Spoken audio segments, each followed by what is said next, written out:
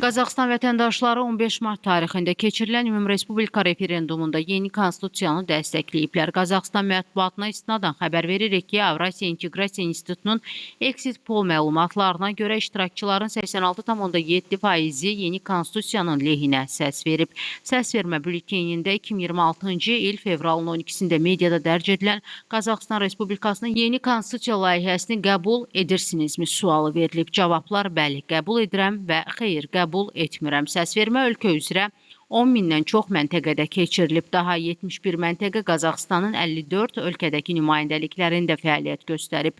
Referendum iştirakçılarının siyahısına 12.461.796 vətəndaş daxil edilib. Referendumun müşahidəsində 38 xarici dövlətin və 11 beynəlxalq təşkilatın 359 nümayəndəsi iştirak edib. Yeni konstitusiya layihəsinin əsas yeniliklərinə 145 deputatdan ibarət bir palatalı parlament, vitse-prezident institutu və Qazaxıstan Xalq Şurası daxil edilir.